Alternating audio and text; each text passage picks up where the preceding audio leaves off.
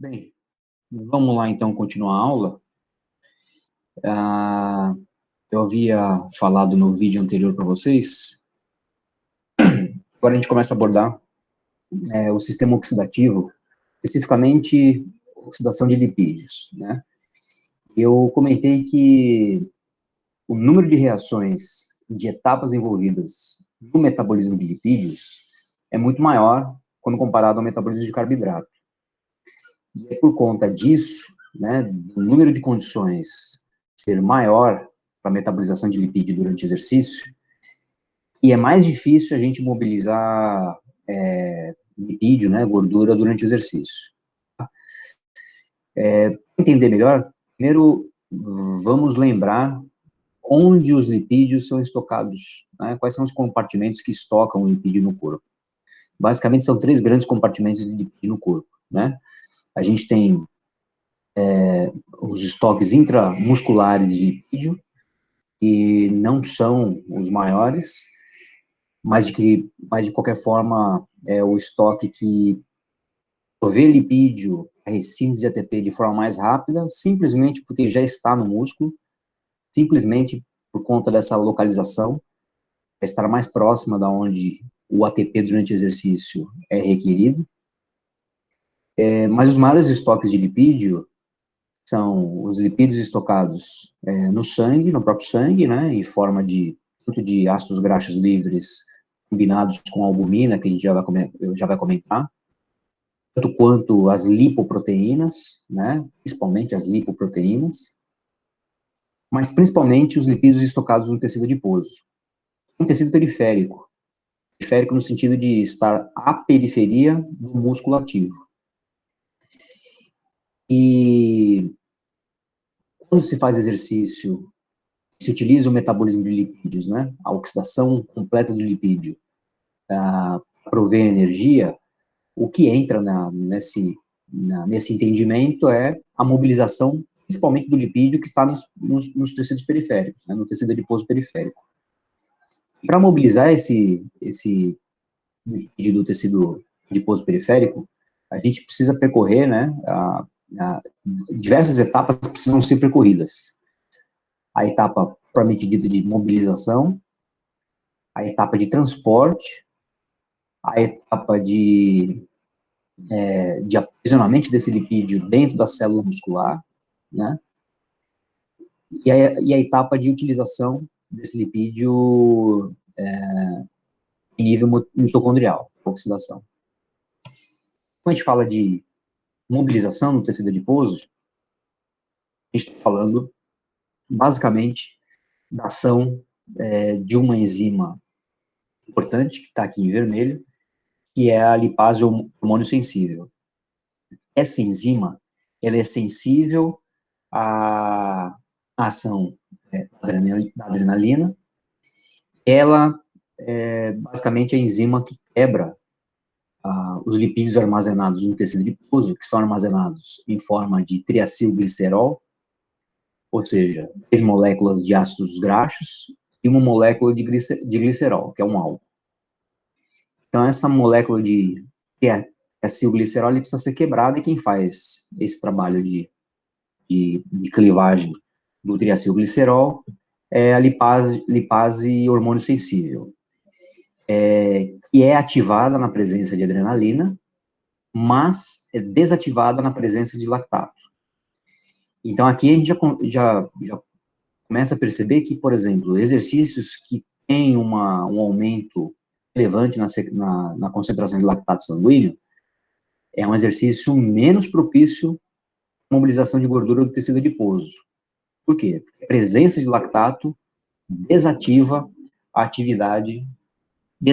ação dessa enzima chamada lipase hormônio sensível. Outros fatores que interferem aqui, né? E, por exemplo, essa enzima ser ativada pela adrenalina, a gente precisa que o hormônio, a adrenalina, se ligue a um receptor de membrana, e nessa ligação entre o hormônio e o receptor de membrana, a gente tem uma série de eventos, né, de efeitos em cascata, que são gerados a partir dessa interação hormônio-receptor de membrana até a ativação da lipase hormônio sensível. Então, isso depende também que o tecido adiposo em questão tenha tenha receptores responsivos à ação da adrenalina, né? Isso acontece, um exemplo mais claro para vocês entenderem,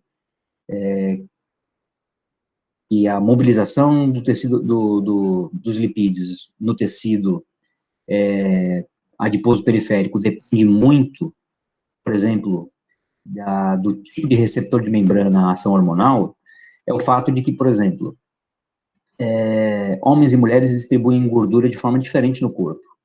Tem regiões que acumulam menos gordura, tanto no homem quanto na mulher, e tem regiões que acumulam mais gordura, tanto no homem quanto na mulher, em regiões diferentes, né? O homem acumula mais gordura na região abdominal, cintura e abdominal, e a mulher, cintura e principalmente quadril, né? Região inferior de cintura e quadril. Existe um acúmulo maior de gordura nessas regiões? Uma das explicações, não a única, mas uma das explicações é que mobilizar a gordura que é acumulada nesse tecido adiposo específico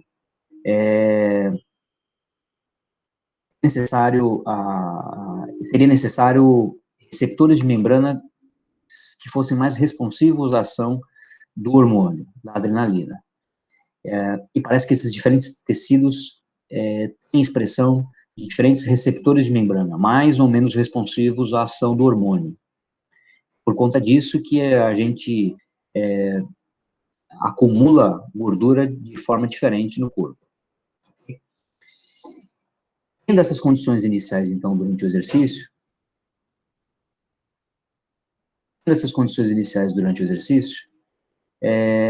então a lipase hormônio sensível quebra a molécula de triacilglicerol, formando 3 moléculas de ácidos graxos livres, está faltando aqui 3, que são 3 AGLs, e um glicerol.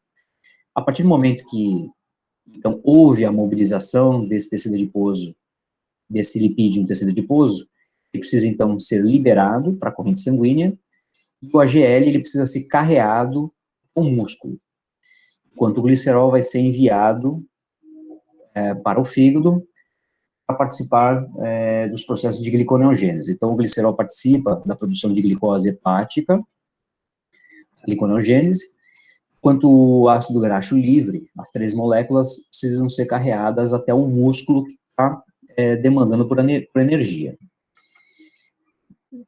O AGL ser carreado, né, lembrando que não é hidrossolúvel, ele precisa ser carreado combinado com uma proteína. Nesse caso, quem faz o transporte é a albumina. Então, nesse ponto aqui, uma outra condição que precisa ser atendida é a presença, né, adequada de albumina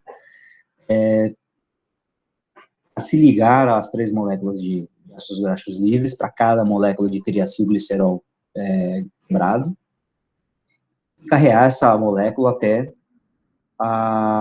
o músculo que está sendo ativado durante o exercício. Uma vez que esse ácido graxo livre, combinado com a albumina, chega na célula muscular, chega próximo à célula muscular, ele precisa entrar. E para que ele possa entrar à célula muscular, é necessário, aqui mais uma condição, uma proteína ligadora de ácidos graxos livres. A gente abrevia como FABP, ou FABP, que é uma proteína que faz o aprisionamento desse ácido graxo livre, que veio pelo sangue e entrou na célula muscular. A partir desse momento,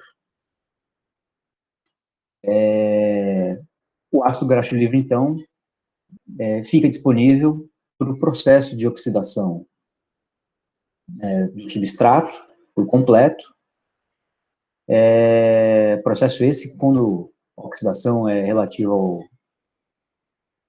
a lipídio, a gente chama de beta-oxidação. O processo de beta-oxidação é o processo de oxidação de lipídios. Uma vez que esse ácido graxo livre foi combinado à proteína FAB, ele fica disponível para sofrer a ação de uma enzima chamada acetil-CoA sintase, a produção de acetilcoenzima A. Uma vez que foi produzido acetilcoenzima A como substrato, a acetilcoenzima A, então, fica disponível para entrada na mitocôndria.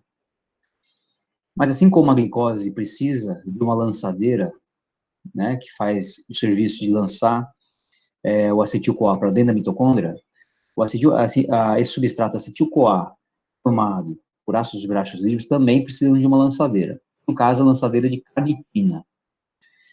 Muitos de vocês já devem ter escutado pessoas oferecendo produtos à base de carnitina, queima de gordura. A proposta, a lógica de se oferecer carnitina, assumindo que é benéfico para a queima de gordura, é porque a carnitina participa como lançadeira desse acetil-CoA formado a partir do ácido graxo livre dentro da mitocôndria. Só que a gente precisa fazer uma ressalva aqui, né? Em condições normais, de alimentação normal, de vida normal, as pessoas não têm déficit de carnitina. Ou seja, a carnitina disponível, a carnitina celular disponível é suficiente para fazer esse transporte de acetil-CoA para dentro do meio mitocondrial. E a partir do momento que a carnitina lançou, então, a acetil-CoA derivada do ácido graxo livre, o acetil-CoA inicia todo aquele processo de oxidação do substrato, como anteriormente destacado. Tá? Um ponto relevante aqui, um parênteses importante que a gente precisa fazer, é que na presença de pH baixo, ou seja, na presença de concentrações de hidrogênio livre maiores, essa lançadeira aqui é desativada. Ou seja, mais um fator que interfere na utilização da gordura como fonte de energia. Em exercícios que têm intensidades suficientemente elevadas para reduzir o pH da célula muscular, então são exercícios que vão utilizar menos gordura, menos lipídio para prover energia, tá? Se esse lipídio foi totalmente oxidado, ao final da oxidação completa do substrato, esse acetil-CoA derivado do ácido graxo livre, a gente tem a produção de 147 moléculas de ATP. Vocês percebam aqui que, diferente daquelas 38 da glicose, o total provido, oxidação completa de lipídios, é muito maior, né? Não é o saldo, tá? Porque quando a gente considera toda a cadeia, desde da mobilização do lipídio no tecido adiposo, arreamento desse tecido lipídio para a circulação, aprisionamento desse lipídio na célula muscular, e início da oxidação do substrato desse lipídio, a gente tem um saldo por volta de 108 a 110 moléculas de ATP. Mas, de qualquer forma, é um saldo, né, uma produção de ATP muito maior do que a oxidação completa de carboidrato. Qual é o problema? O problema é que, embora o fornecimento de energia por lipídio seja mais eficiente, ou seja, o lipídio é mais eficiente para prover energia, o que eu chamo de eficiência. Cada molécula de lipídio, a cada molécula de ácido graxo livre, a quantidade de energia fornecida é muito maior. E olha, essa quantidade aqui é para cada molécula de ácido graxo livre, tá? Para cada molécula de acilglicerol do tecido adiposo periférico, a gente tem 3 de ácido graxo livre, então essa quantidade aqui tem que se multiplicar por 3, tá bem? Qual é o problema? O problema é que o número de reações envolvidas e de etapas envolvidas para o metabolismo de lipídio na célula muscular é um número muito maior. Então, em exercícios onde a demanda para energia é mais rápida, é mais difícil, né, a célula obter energia pelo metabolismo de gordura do que pelo metabolismo de carboidrato, de glicogênio, por exemplo, ou da glicólise ou da oxidação da glicose. Tá? Um aspecto aqui que eu gostaria de chamar a atenção de vocês, medida da razão de trocas respiratórias.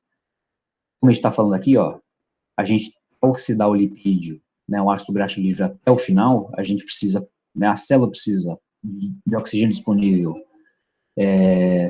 na mitocôndria, com produção de CO2.